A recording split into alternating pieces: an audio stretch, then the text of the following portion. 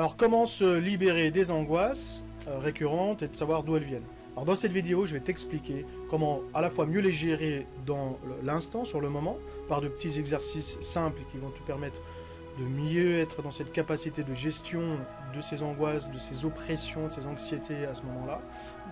En deuxièmement, de savoir d'où elles viennent, c'est-à-dire pourquoi est-ce qu'elles reviennent finalement, et comment du coup les baisser sur le long terme. Alors peut-être que tu es comme la plupart de mes clients, de mes clientes qui sont souvent sujets à des angoisses ou des anxiétés, qui n'arrêtent pas d'augmenter d'ailleurs, parce qu'avec le temps qui passe, les sujets de télévision de plus en plus difficiles, les pandémies, toutes ces émotions, ces sentiments négatifs que l'on entend un petit peu partout, les conflits dans le cercle familial, au travail, etc. Eh bien, toutes ces informations, toutes ces pensées en fin de compte créent de plus en plus de pensées négatives, de panique, et qui fait qu'au final sont souvent déclencheurs d'anxiété et de sensations vraiment d'oppression. Et de toutes ces angoisses qui montent en épingle vraiment et qui déclenchent de plus en plus d'angoisse. Alors peut-être que tu n'arrives pas non plus, de moins en moins peut-être à les gérer sur le moment, tu te sens de plus en plus submergé, tu ne sais plus comment faire. Et que aussi tu peux avoir l'impression que tout ce qui t'entoure t'impacte de plus en plus. On peut être de plus en plus sensible, que tu es comme une éponge là, voilà, qui absorbe tout le négatif autour de soi. Ça va à la fois les émotions, les regards, les mots qui t'impactent et qui sont source de déclenchement d'angoisse par la suite, qui ressurgit en toi. Donc en gros, il y a quand même deux problèmes liés aux angoisses. D'une part, c'est de savoir comment les gérer sur le moment, et deuxièmement, c'est pourquoi est-ce qu'elles reviennent en fin de compte et comment s'en libérer sur le long terme. Alors, c'est le but de cette vidéo, pardon, de t'aider à savoir, et qui va t'aider sur deux grandes choses. À la fois, gérer cette émotion ponctuelle sur l'instant en te donnant 5 astuces importantes, et de savoir aussi, finalement, en deuxième point, ce qui induit toutes ces angoisses, d'où est-ce qu'elles viennent, en te donnant une sixième astuce, ou plutôt je dirais vraiment une incitation plutôt à le mettre en place très concrètement. Alors l'objectif, c'est bien évidemment pour que tu sois de mieux en mieux, c'est-à-dire à la fois beaucoup plus calme, plus apaisé, dans cette capacité aussi de savoir la gérer, de te permettre d'éviter cette montée en puissance de ces angoisses, de plus en plus difficiles à gérer, voilà, et de retrouver une sorte de joie intérieure, vraiment un calme, et tu vas la comprendre d'ailleurs dans un instant. Alors, pour ceux qui ne me connaissent pas, je me présente rapidement. Donc, je suis Hervé Vidal, je suis thérapeute depuis une quinzaine d'années, je suis maître praticien en PNL, donc c'est la thérapie brève qui permet d'intervenir très directement et impactant sur toutes ces émotions, ces sentiments, ces croyances qui nous limitent et tous ces blocages, en fin de compte, tous les traumatismes aussi qu'on a vécu de l'enfance jusqu'à maintenant. Je suis aussi maître praticien en hypnose ericksonienne, donc l'hypnose, c'est vraiment l'outil important pour gérer et intervenir sur ces liens, ces émotions vraiment qui nous pénalisent, ces angoisses qui nous pénalisent. Voilà, et je suis aussi magnétiseur, donc ma force c'est vraiment de faire le lien entre ces trois choses, en intégrant et en alignant justement notre âme, notre esprit, nos pensées, ainsi que la cohérence dans notre corps. J'ai aussi traité des centaines de cas, bien évidemment, dans les angoisses et les anxiétés, en faisant quoi? Tout simplement une séance d'analyse thérapeutique PNL qui prend environ 1 heure de temps, ici au cabinet, ou même à distance, sur Skype ou WhatsApp, peu importe, à distance.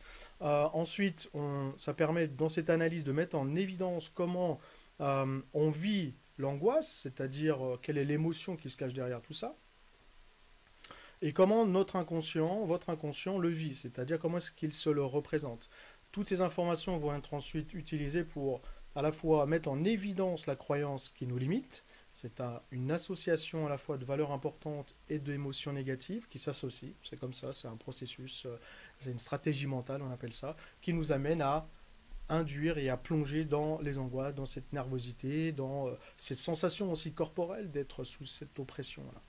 Et ensuite de permettre de l'intégrer dans une hypnose que j'enregistre, comme ça vous pouvez la réécouter aussi à la maison à chaque fois pour permettre de continuer le travail et d'intervenir éventuellement 1 fois ou 2 dans la semaine pour continuer cet apaisement, cette libération. et qui va permettre dans cette hypnose eh bien, d'intégrer tout ce que j'aurais analysé dans la première partie d'analyse thérapeutique pour donner à l'inconscient cette possibilité de désactiver, vraiment de transformer et donc de ressentir vraiment à ce que toutes ces émotions négatives, quelles qu'elles soient plutôt ressenties comme quelque chose qui est à l'extérieur, comme une prise de conscience, comme une mise en distance, à la fois dans la compréhension, mais à la fois dans les ressentis. Ce qui permettra tout simplement eh bien, de vraiment ressentir cet apaisement, cette joie qui arrive, voilà, ce calme intérieur. C'est surtout de renforcer cette capacité que tout être humain a à gérer ses émotions. Bien. Et donc de les voir aussi disparaître, enfin s'atténuer. Donc pour moi, c'est vraiment ces deux thérapies parmi les plus efficaces, à la fois en le faisant en face à face ou au cabinet, comme je vous le disais à l'instant. Bien, alors, comment gérer maintenant les angoisses dans l'instant? Je vous donne les astuces, pour moi, les plus importantes et les plus impactantes. Il y en a 5. Vous pourrez mettre pause, noter les éléments, je vous les explique simplement. On y reviendra dans d'autres vidéos complémentaires, bien évidemment. Là, pour moi, c'est vraiment les outils prépondérants qui ont un vrai impact. Bien sûr, il y en a plein d'autres, hein, vous pouvez trouver sur Internet. Pardon. Sur Internet, et puis du coup, permettre de compléter. Donc, pour moi, tout d'abord, le plus important, et à la fois complètement simple et naturel, eh bien, c'est la respiration. Dans la respiration, pour moi, il y a deux types de respiration vraiment adaptés pour gérer les angoisses, les anxiétés, vraiment ces sensations d'oppression, gorge, poitrine, on suffoque un petit peu, voilà, sur le moment et en quelques minutes. En 2-3 minutes, ça peut être à utiliser, c'est pas que ça peut être, c'est important de les utiliser à ce moment-là. Donc en faisant quoi? À la fois une utilisation de la respiration qui s'appelle la cohérence cardiaque, vous connaissez certainement, c'est une respiration très progressive et complètement régulière. Donc on a une inspiration plutôt par le ventre, ici abdominale, ce qui va monter et gonfler le diaphragme, décoller un petit peu le diaphragme, et qui permettra ensuite, bien évidemment, une meilleure circulation de l'artère qui passe en dessous pour alimenter en oxygène tous les organes. Donc c'est ce qui amène aussi une grande détente. Et ça amène aussi une détente, pourquoi? Parce qu'on amène l'oxygène dans le ventre. Vous aurez un lien qui est aussi sur ma chaîne YouTube, sur cet exercice à faire de cohérence cardiaque. À suivre et à faire minimum 3 fois par jour, ça dure 5 minutes. Et dès que vous ressentez cela, voilà, je vous incite à ce moment-là précis, vous vous déplacez, vous sortez peut-être de la pièce, vous allez peut-être même à l'extérieur, mettre les pieds dans l'air tranquillement face à une vue naturelle, voilà, et on le fait tout simplement, on respire profondément et vous faites cet exercice à chaque fois qu'il y en a besoin.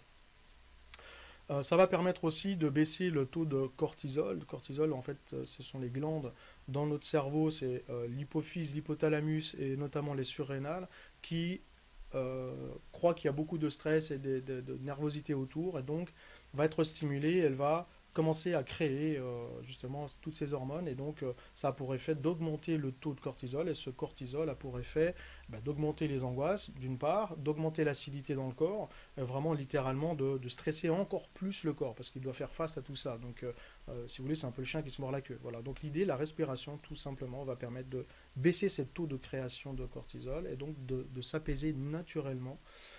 Et qui permet de baisser ce taux de cortisol à peu près pendant 4 heures. Hein, c'est les études qui ont été réalisées sur cette cohérence cardiaque.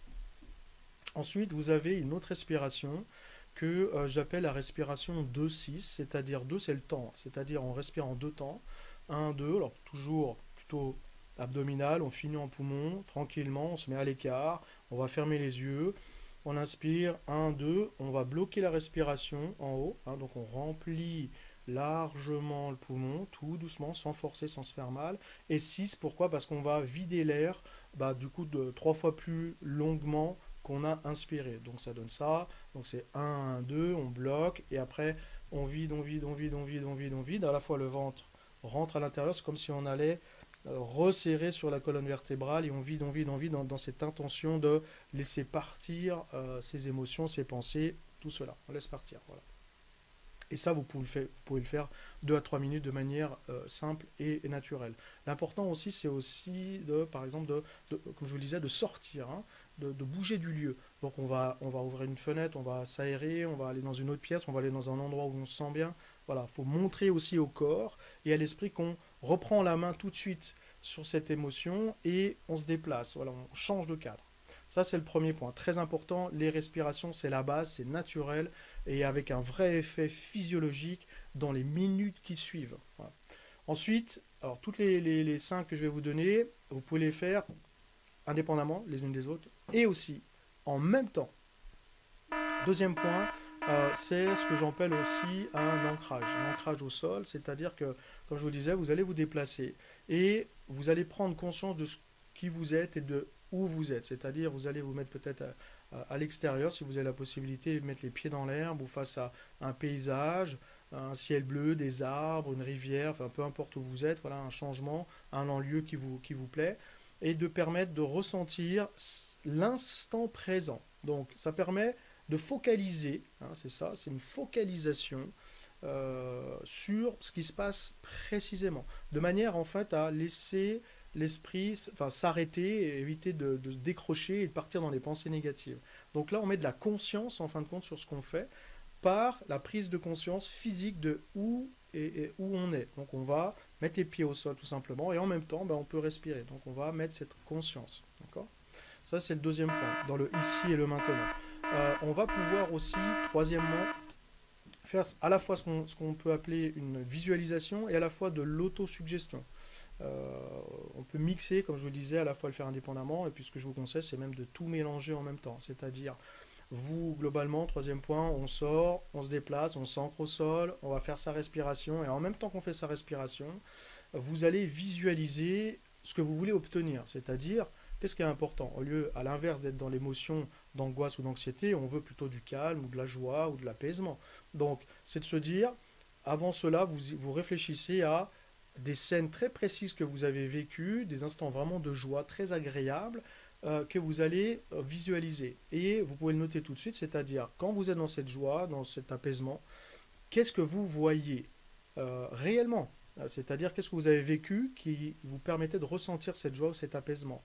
Je ne sais pas, par exemple, face à un paysage ou en famille ou de manière apaisée, tranquille, au bord d'une rivière, au bord d'un lac, au bord de la mer, au sommet d'une montagne, peu importe. C'est-à-dire, vous choisissez vraiment la chose pour vous qui représente et à la fois peut-être même des souvenirs vraiment vécus où vous avez vu cette joie, cet apaisement. Donc ça, c'est la vision. Ça, la visualisation. Donc on visualise les couleurs, les lieux, les formes. Voilà. Donc qu'est-ce que je vois quand je suis là-dedans, dans l'apaisement. Ensuite, qu'est-ce que j'entends? C'est-à-dire, voilà, est-ce qu'il y a du son, du silence? Qu'est-ce que c'est calme? Est-ce qu'on me parle? Est-ce qu'il y a de la musique? Ou c'est complètement apaisé? Et à la fois là, ce que je me dis, c'est-à-dire, c'est ça l'autosuggestion. À ce moment-là, quelle serait la phrase qui résume ça? Je vous donne 2 ou 3 exemples de phrases qui permettent d'intégrer une autosuggestion positive. C'est-à-dire que plus on va la répéter, plus l'inconscient et le corps va s'aligner à cela. Donc c'est par exemple, je demeure calme quoi qu'il arrive. Je demeure calme quoi qu'il arrive. Et on se le répète, c'est un peu comme la méthode Coué, mais c'est intéressant, ça ne mange pas de pain de le faire, comme on dit. Ensuite, par exemple, autre phrase, l'équilibre et la sérénité s'établissent en moi. Donc là, c'est l'autre lien sur la visualisation qui est d'aller sur le ressenti. Qu'est-ce que je ressens? En moi, tout est tranquillité et repos. Vous voyez? Voilà, donc ce sont l'exemple de 3 ou 4 phrases comme ça que vous pouvez simplement réciter en même temps. Donc vous faites votre respiration, vous vous déplacez, vous vous ancrez, vous visualisez et en même temps, quand vous visualisez, je vois et je me dis, donc ça c'est l'auditif, et à la fois je vois ce paysage, j'entends ce calme et je me dis à l'intérieur, l'équilibre et la sérénité s'établissent en moi. Donc là on a même le lien avec le kinesthésique, ça s'appelle l'émotion, le ressenti, les sensations intérieures de ressentir le calme. Voilà, qu'est-ce que je ressens? On peut ressentir aussi, quand on est bien dans l'apaisement, à l'inverse des angoisses qui oppressent, on a une libération, on a une circulation. Voilà, on a une chaleur, on a une sensation de fluidité, de circulation et d'énergie et de pensée qui s'apaise. C'est-à-dire qu'on n'est pas collé au plafond, mais on est plutôt dans une énergie centrale et bien apaisée. Voilà. Donc ça, c'était le troisième point. Quatrième point, on est sur plutôt le côté naturel. Donc il y a à la fois, comme en magnétisme, je l'utilise souvent, c'est-à-dire la phytothérapie. Si vous voulez avoir plus d'informations, n'hésitez pas de commenter, de liker, de m'appeler, de prendre contact avec moi pour en parler plus précisément. Il y a des plantes très intéressantes, c'est des compléments nutritionnels sans dépendance, sans accoutumance qui vont permettre de se calmer. Dans l'alimentaire aussi, on a le magnésium très important aussi qui va permettre de baisser les angoisses parce qu'on est souvent en carence de magnésium. On va avoir les huiles essentielles telles que notamment le ylang-ylang ou la lavande fine. Ylang-ylang est intéressante parce qu'elle vraiment elle apaise tout ça, elle donne de l'énergie à la fois elle apaise. Quelques gouttes sur les poignets, voilà, ou même en fumigation ou avec un diffuseur d'huile essentielle de temps en temps. Voilà. Nourriture saine, bien évidemment, on baisse tout ce qui est pain, pâtes, viande, produits laitiers, donc tout ce qui est acide. Voilà. Ça, c'est quatrième point. On a le cinquième point, cinquième astuce, eh bien, c'est l'activité. L'activité, pas forcément sportive, hein, l'activité de marche. Il y a une étude de fait américaine sur des milliers et des milliers de personnes qui ont analysé que le minimum à faire pour être en bonne santé, que les organes fonctionnent bien et que ça permet d'apaiser, de ressentir la circulation d'énergie, etc., c'est de faire 3 fois par semaine 20 minutes de marche. Voilà. Sans forcément faire de la marche athlétique, mais de marcher tranquillement, d'apaiser. Pourquoi tout se met en route et puis on s'apaise, on est dans des pensées aussi d'autosuggestion positive, de visualisation aussi de la nature. Voilà, donc tout est relié. Ça, c'était donc mes 5 astuces principales impactantes pour moi. Et puis, la sixième et la dernière, qui est plutôt une incitation, eh bien, c'est le sentiment. Et là, c'est de se dire pourquoi est-ce qu'elles reviennent. Je vais vous expliquer en 2 mots. Pourquoi est-ce qu'elles reviennent? Parce que bien souvent, vous pouvez gérer à la fin, comme je viens de vous dire sur les astuces, mais pourquoi est-ce qu'elles reviennent? Parce qu'en fait, ça aide sur le moment, mais c'est un travail en surface. L'idée, c'est d'aller à l'intérieur, et à l'intérieur, qu'est-ce que c'est? C'est l'ensemble de nos croyances limitantes, c'est-à-dire tout ce qu'on a appris dans nos traumatismes, dans nos vies, dans ce que nos parents nous ont répété 200 fois, qui nous ont mis en alerte, en peur sur toute la vision de la vie qui nous entoure. Donc, qu'est-ce qui se passe? Eh bien souvent, c'est le sentiment de peur. Alors, tout ce qui est lié à la peur, ça peut être je suis effrayé, je suis terrifié, je suis anxieux, je suis inquiet, je suis méfiant, ça m'a fragilisé, je suis un peu crispé ou insatisfait. Voilà. Toutes ces émotions-là sont globalement reliées à la peur. Et c'est ce sentiment. Le sentiment, à la différence de l'émotion, le sentiment, lui, a une notion de distance. Donc il est là, il fait un travail de sable depuis longtemps. Et c'est celui-ci qui déclenche l'émotion et donc l'angoisse et les anxiétés. Parce que l'émotion, c'est très soudain, ça submerge. Voilà. Donc l'idée, c'est de travailler sur ce point-là. Et là, mon incitation, c'est même pas une astuce, c'est vraiment une incitation, c'est de la travailler en thérapie PNL. C'est-à-dire, on analyse la peur, comment vous la vivez intérieurement, et on la désactive dans l'hypnose avec une hypnose qu'on a enregistrée, que j'enregistre bien souvent, comment je le fais, hein, tout simplement, voilà, comme je vous le dis, et qui permet de vous aider à vous en libérer pour reprendre la main sur ces émotions.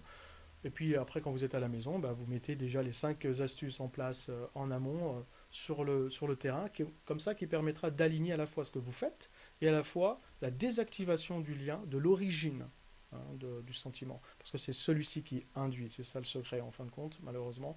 C'est tant que, pour moi, tant que ce travail sur sur le sentiment, pardon, qui a une notion de durée, n'est pas acté, l'angoisse reviendra tout le temps, à plus ou moins importance ou suivant des déclencheurs. Donc c'est ce qui fait qu'aujourd'hui, comme il y a de plus en plus de problèmes tout autour de nous, eh bien, de fait, si on n'a jamais travaillé sur ce sentiment de peur qui est là, qui est installé depuis un moment, depuis notre enfance par exemple, vous imaginez qu'à chaque fois, ça redéclenche les angoisses. C'est la raison pour laquelle, question, c'est prépondérant de travailler sur le sentiment de peur. Et la plus efficace pour moi, il n'y a pas photo, c'est la thérapie PNL, et parce que ça permet de l'analyser, vous allez le comprendre en 1 heure de temps, et ensuite on agit dessus en l'intégrant dans l'hypnose, et donc qui va désactiver tout ça. Et vous allez le ressentir dans l'hypnose, même si vous n'en avez jamais fait. Voilà mes 5 conseils plus 1 et la dernière incitation impactante. Je vous incite donc de mettre en place tout ça. Je reste bien évidemment à votre disposition pour répondre à vos commentaires. N'hésitez pas de liker, de partager, de vous abonner, d'activer la cloche, d'activer aussi les notifications. Comme ça, à chaque fois que je remettrai des nouvelles vidéos, vous aurez l'information qui va arriver sur votre ordinateur ou votre téléphone dans des vidéos courtes, impactantes, avec des astuces, des outils de mise en place. Et s'il y a quoi que ce soit, eh bien n'hésitez pas de revenir vers moi, de poser vos questions, aussi de mettre en évidence les questions qui vous passent par la tête sur les problématiques que vous vivez, de manière à ce que je puisse vous répondre, vous aider autant que possible. Et si vous voulez aller plus loin, vous savez que vous avez aussi très concrètement un travail qu'on peut faire à distance, ou même au cabinet ici. Même si vous êtes à l'autre bout de la planète, on peut le faire quand même. On se met par Skype ou WhatsApp, on analyse, j'enregistre l'hypnose, je vous l'envoie et vous l'écoutez à la maison. Voilà. Allez, je vous remercie de votre attention, merci de liker, de partager et au plaisir de vous voir bientôt. Allez, à bientôt, bye bye.